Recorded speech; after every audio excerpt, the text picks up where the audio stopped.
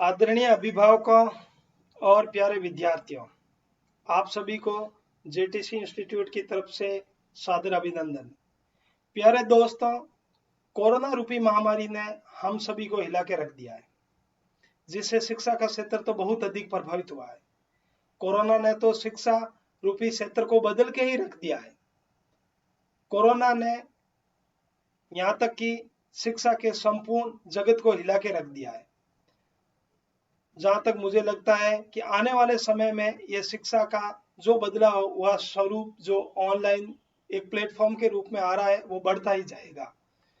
इसको ध्यान में रखते हुए जेटीसी इंस्टीट्यूट ने यूट्यूब कोर्स आप सभी विद्यार्थियों के लिए उपलब्ध करवाने की पूरी कोशिश की है, और वो भी बिल्कुल फ्री। ये जो वीडियोज हम लोगों ने आप लोगों के लिए बनाए हैं, उसमें एक काल्पनिक कक्ष पर आधारित वीडियो है जो पूर्णतः एनिमेटेड वीडियो है। इसमें गुरु तथा शिष्य के बीच में जो वार्ता हुई है, उस वार्ता में छात्रों के लिए गुणवत्तापूर्ण शिक्षा का माहौल उपलब्ध करवाने की पूरी कोशिश की गई है। मैं आप लोगों से ये निवेदन करता हूं कि हमारे ये YouTube के वीडियो आप देखें, उसको लाइक करें, शेयर करें और अपने जो भी फ्रेंड्स वगैरह हैं उनको बताएं, ताकि वो ज्यादा से ज्यादा इसका फायदा हो।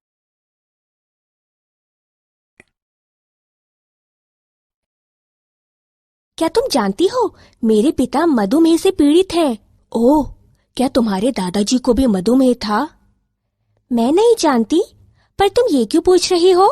मैं ये जानना चाहती हूँ कि कहीं तुम्हारे पिता को ये रोग उनके माता पिता से वंशागत रूप से तो नहीं मिला? किसी को वंशागत रूप से रोग कैसे मिल सकता है? माता पिता से उनके बच्चों में आनुवंशिक तत्व के स्थानांतरित होने से वंशागत रोग हो सकते हैं। आओ, मैं तुम्हें विस्तार से बताऊं। उद्देश्य: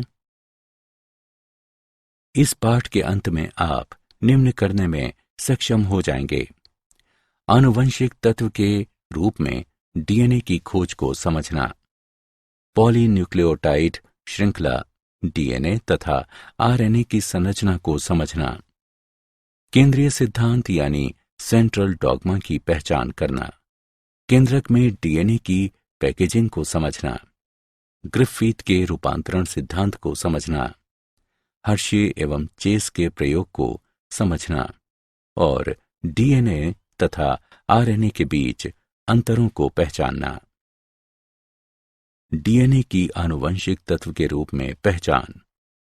सन 1869 में फ्रेडरिक मिशर ने केंद्रक में डीएनए की एक अम्लीय पदार्थ के रूप में पहचान की तथा इसे केंद्रकिन यानी न्यूक्लिन का नाम दिया।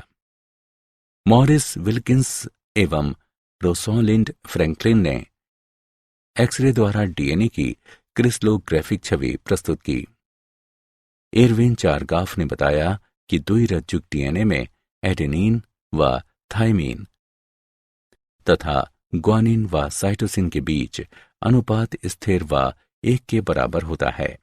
इन तर्कों का उपयोग कर सन 1953 में जेम्स वॉटसन और फ्रांसिस क्रिक ने डीएनए की द्विकुंडलित संरचना निर्धारित की। पॉलीपेप्टाइड श्रृंखला। नाइट्रोजनी क्षार। नाइट्रोजनस क्षार के 2 प्रकार होते हैं, एक प्यूरिन एडेनिन तथा ग्वानिन, 2 पिरिमिडीन आरएनए में साइटोसिन तथा यूरासिल या डीएनए में थाइमीन। पॉलीपेप्टाइड श्रृंखला। एक पॉलीपेप्टाइड श्रृंखला में राइबोज शर्करा के एक मुक्त सिरे पर फॉस्फेट मोइटी होता है। इसे पॉलीन्यूक्लियोटाइड श्रृंखला का 5' सिरा कहते हैं। राइबोज शर्करा के दूसरे स्वतंत्र सिरे पर हाइड्रोक्सिल समूह होता है। इसे पॉलीन्यूक्लियोटाइड श्रृंखला का 3' सिरा कहते हैं।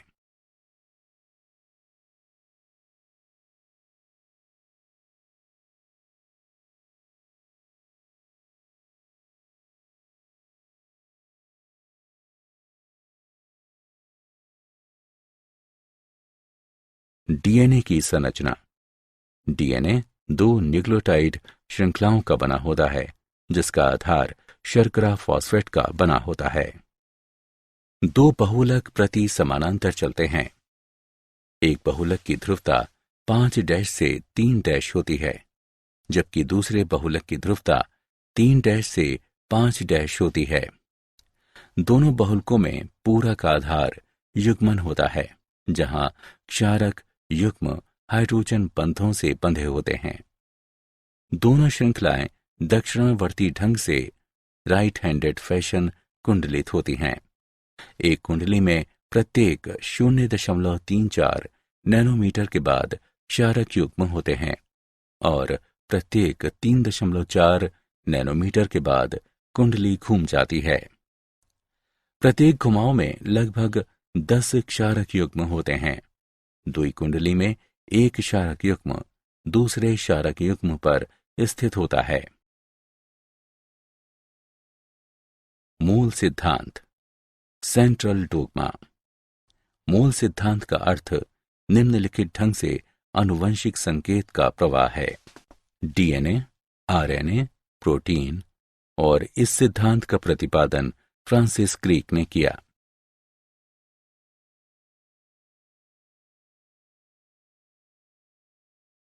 प्राक केंद्रकों यानी प्रोकार्योट में डीएनए कुंडली संवेष्टन।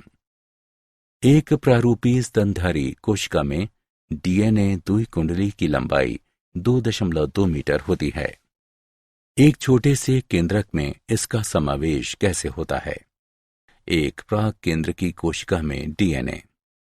प्राक केंद्रकों में डीएनए विशाल पाशों में संगठित होता है, जिसे प्रोटीनों में स्थित केंद्र काभ यानी न्यूक्लियोइड थामे रहते हैं। ससीम केंद्रकों यानी यूकारियोट्स में डीएनए कुंडली का संवेष्टन। ससीम केंद्रकी में हिस्टोन्स संगठित होते हैं, जिससे 8 हिस्टोन अणुओं की एक इकाई का निर्माण होता है, जिसे हिस्टोन अष्टक कहते हैं। डीएनए ऋणात्मक रूप से आवेष्टित अष्टक से लिपटा होता है, जिससे केंद्रिकाभ यानी न्यूक्लियोजोम का निर्माण होता है। आवर्ती केंद्रिकाभ न्यूक्लियोजोम केंद्रक में धागानुमा संरचनाओं का निर्माण करते हैं, जिन्हें एक के बाद एक मिलते हैं, उसे क्रोमेटिन कहते हैं। इलेक्ट्रॉन सूक्ष्मदर्शी में केंद्रिकाभ न्यूक्लियोजोम धागे पर मनके जैसे दिखाई देते हैं। क्रोमेटिन संवेष्टित होता है, जिससे क्रोमेटिन तंतुओं का निर्माण होता है। मध्यावस्था में क्रोमेटिन तंतु संघनित होते हैं, जिससे गुणसूत्रों का निर्माण होता है। इस संघनन के लिए हिस्टोन मुक्त गुणसूत्रीय प्रोटीनों की आवश्यकता होती है। ग्रिफिथ का रूपांतरण सिद्धांत। डीएनए की आनुवंशिक भूमिका की खोज 1928 में फ्रेडरिक ग्रिफिथ के शोध से आरंभ हुई। फ्रेडरिक ग्रिफिथ ने स्ट्रेप्टोकोकस न्यूमोनियाई के 2 प्रभेदों, रोगजनक और गैर रोगजनक पर कार्य किया। ग्रिफिथ ने जब रोगजनक एस प्रभेद के ऊष्मा से मृत अवशेषों को गैर रोगजनक आर प्रभेद की जीवित कोशिकाओं से मिलाया, तो देखा कि इनमें से कुछ कोशिकाएं रोगजनक हो गईं। ग्रिफिथ ने इस चमत्कार को रूपांतरण का नाम दिया। रूपांतरण सिद्धांत के जैव रासायनिक लक्षण वर्णन। कॉलिन मैक्लिओइड व मैकलीन मैककार्टी ने ग्रिफिथ के रूपांतरण सिद्धांत के जैव रासायनिक स्वरूप निर्धारण पर शोध किया। नीचे दिए शोध के अनुसार आप देख सकते हैं कि डीएनए आनुवंशिक पदार्थ है।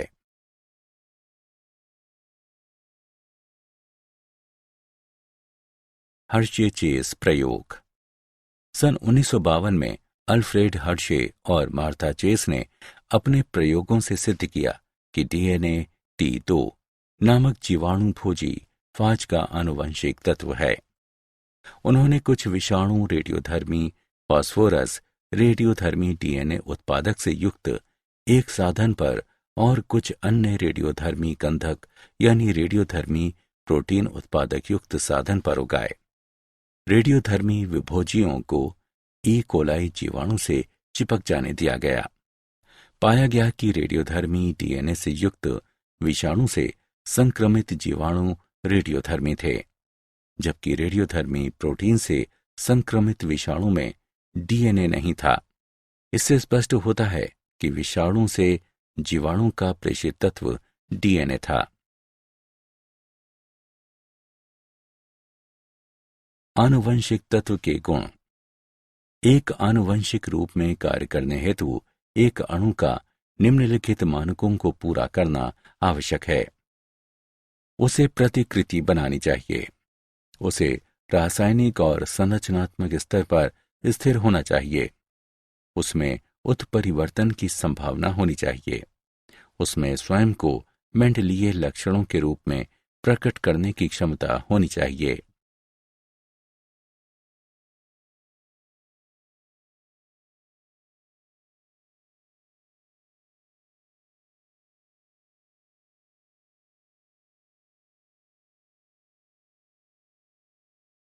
आरएनए।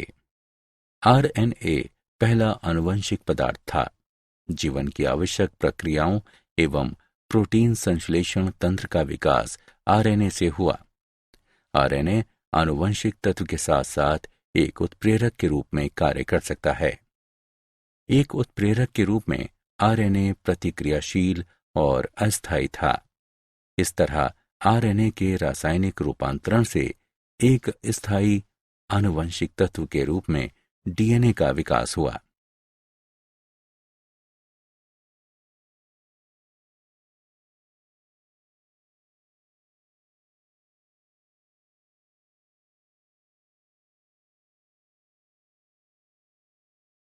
कौन सा आनुवंशिक तत्व बेहतर है, आरएनए या डीएनए?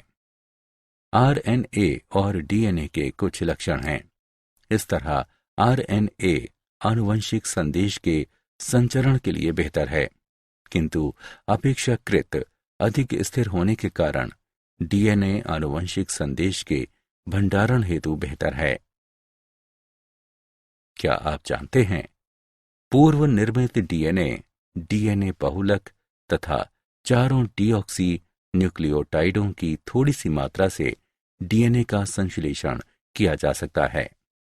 इससे डीएनए बहुलक के शुद्धिकरण के साथ साथ जैविक रूप से सक्रिय डीएनए उत्पादन में सहायता मिलती है।